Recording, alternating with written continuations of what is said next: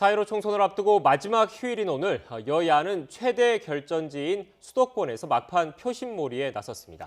더불어민주당은 최근 여권에서 나오는 승리 분위기에 대해 겸손을 강조하며 단속에 나섰고, 미래통합당은 오만한 문재인 정부의 독선을 막아달라고 주장하며 지지를 호소했습니다. 정치권 상황 알아보겠습니다. 최민기 기자. 네, 국회입니다. 네, 먼저 더불어민주당 소식부터 전해주시죠.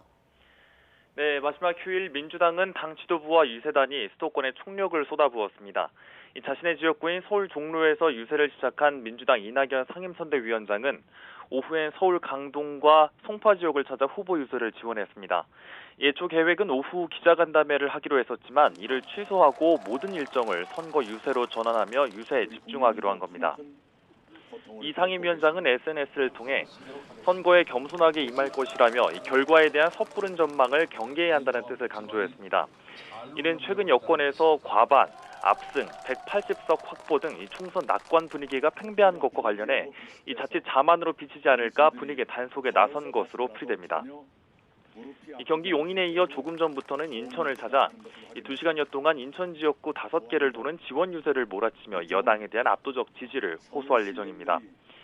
이인영 원내대표와 임종석 전 청와대 비서실장도 서울 민심 잡기에 집중했습니다. 이 원내대표는 접전 양상을 보이는 서울 송파와 동작, 양천 지원 유세에 나섰고, 임 전 비서실장은 서울 광진 을과 금천, 관악을 찾아 이 막판 표심 다지기에 주력했습니다. 이 불출마 중진 의원들의 라떼는 유세단도 서울 강동과 송파, 서초를 방문하고, 이석현 의원이 이끄는 들러리 유세단도 경기 지역 유세를 돌며 수도권 민심을 챙겼습니다.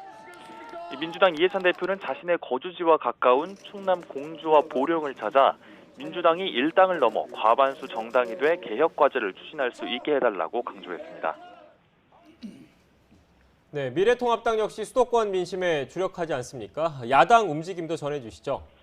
네, 통합당으로서도 쉽지 않은 승부가 예상되는 수도권 민심 잡기에 총력을 집중했습니다.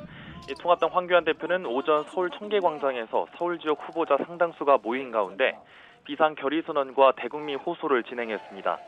이 자리에서 황 대표는 문재인 정부의 오만이 극에 달해 180석을 얻겠다고 한다면서 이런 무도한 정권을 반드시 막아내겠다며 지지를 당부했습니다.